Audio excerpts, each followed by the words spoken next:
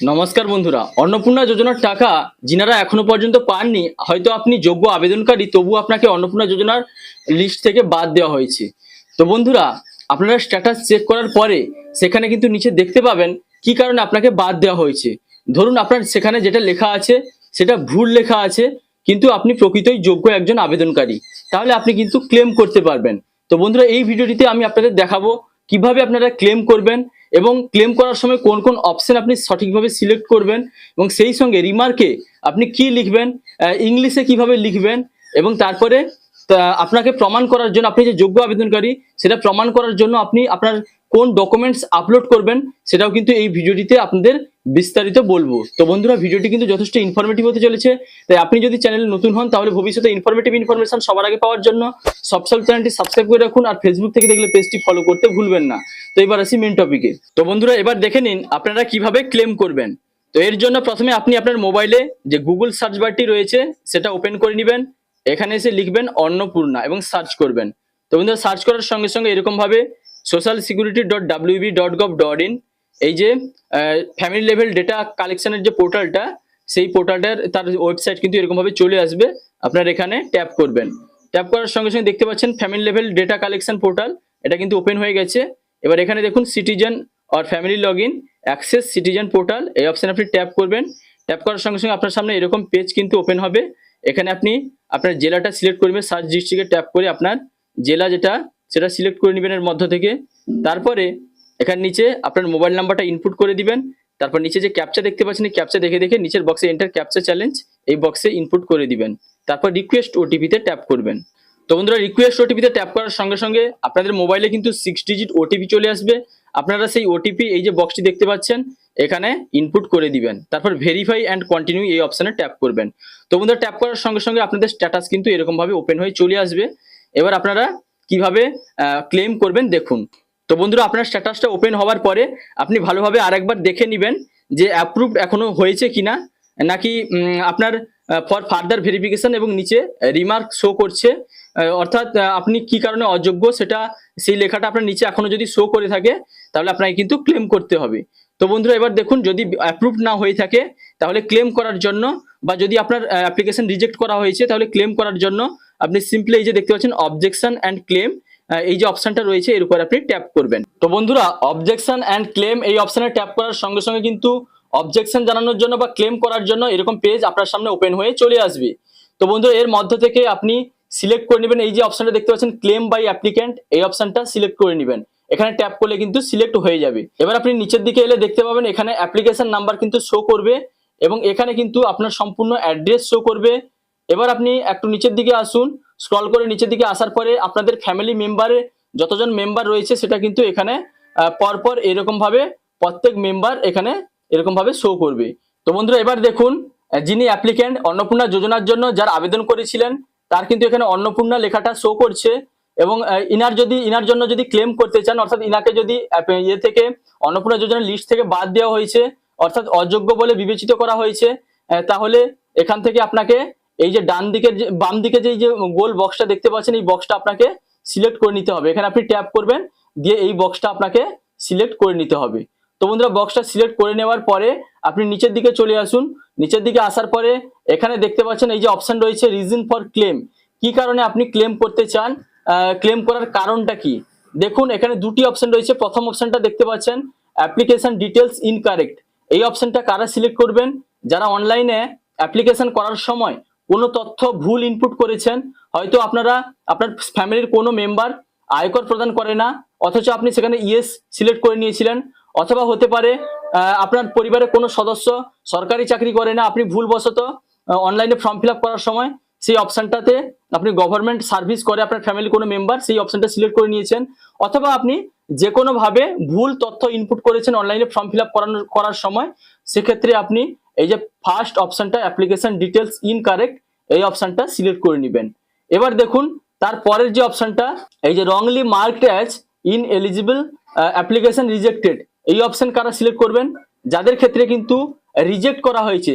যে সমস্ত আবেদনকারীদের আপনারা যখন আপনাদের স্ট্যাটাস ওপেন করে দেখছেন আপনাদের রিজেক্ট করা হয়েছে অন্নপূর্ণা যোজনার তালিকা থেকে, তারা কিন্তু এই অপশনটা সিলেক্ট করবেন। অর্থাৎ ভুলভাবে আপনাদের কিন্তু রিজেক্ট করা হয়েছে, এটাই আপনি বোঝাতে চাইছেন। তো বন্ধুরা এই অপশনটা সিলেক্ট করে নেবেন। যদি আপনি যোগ্য আবেদনকারী হয়ে থাকেন তবুও আপনাকে রিজেক্ট করা হয়েছে, তাহলেই আপনি ক্লেম করছেন, এর জন্য কিন্তু আপনি এই অপশনটা wrongly marked as ineligible application rejected এই অপশনটা সিলেক্ট করবেন। তো বন্ধুরা আশা করি আপনারা বুঝতে পারলেন অ্যাপ্লিকেশন ডিটেলস ইনকারেক্ট কারা সিলেক্ট করবেন না, যারা অনলাইনে ফর্ম ফিল আপ করার সময় ভুলবশত কোনো তথ্য ভুলভাবে ইনপুট করেছেন বা যেটা আপনার ক্ষেত্রে প্রযোজ্য নয় সেই অংশটা আপনারা সিলেক্ট করেছেন। হয়তো হতে পারে আপনার যে এসআইআর 2026-এর ফাইনাল ভোটার লিস্টে আপনার নাম ছিল, তবুও আপনি অন্য কোনো অপশন সিলেক্ট করেছেন ভুলবশত, এএসজিডি সেই অপশনটা সিলেক্ট করে ফেলেছেন, তাই আপনার এএসজিডি তালিকায় নাম এরকম কিন্তু আপনার স্ট্যাটাসে শো করছে।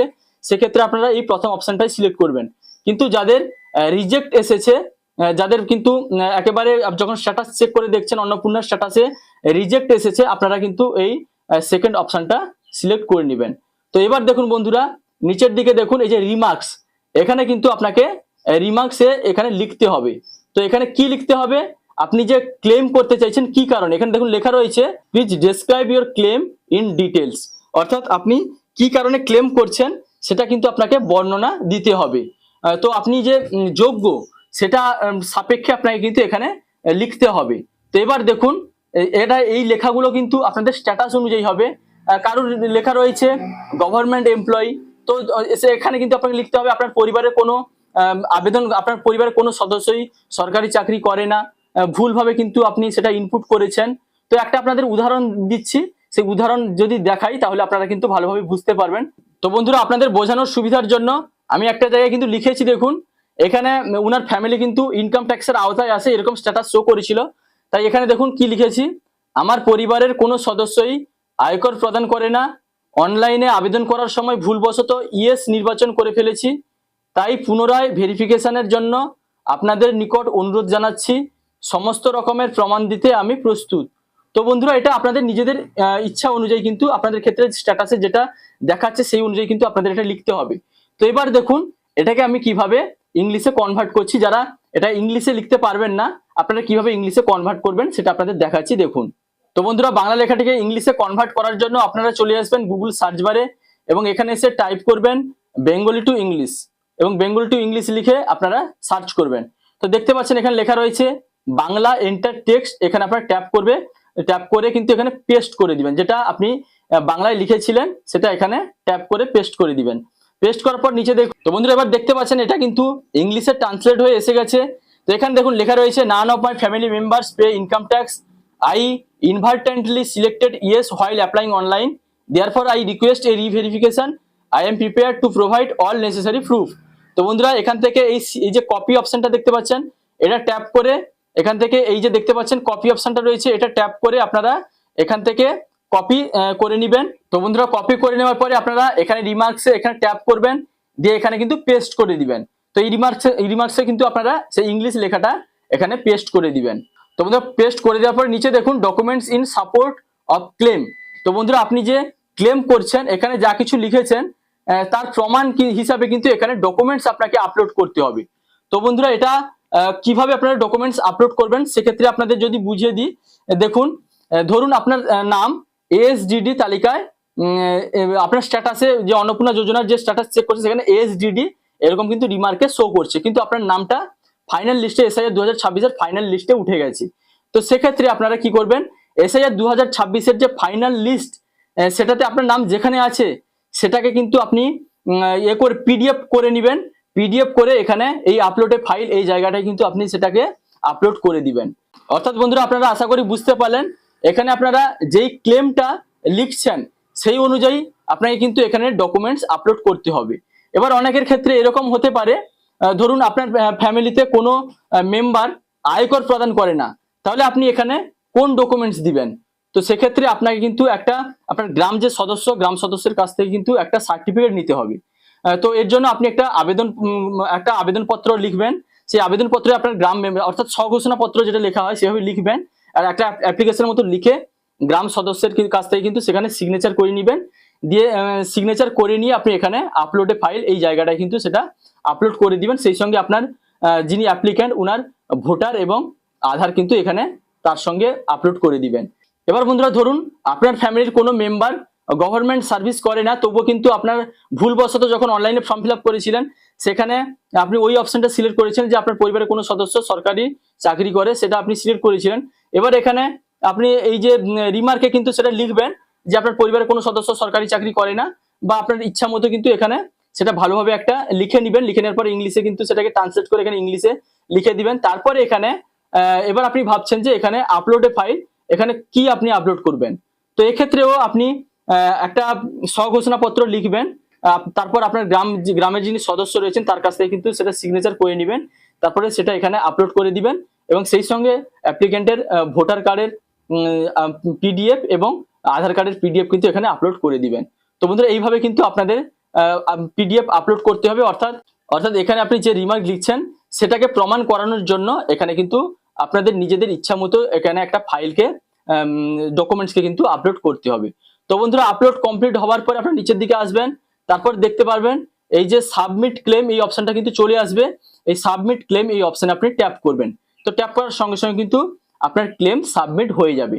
তারপরে আপনি আপনার স্ট্যাটাস কিন্তু চেক করতে পারবেন। তো বন্ধুরা স্ট্যাটাসটা কোথা থেকে চেক করতে পারবেন সেটা আপনাদের দেখাচ্ছি।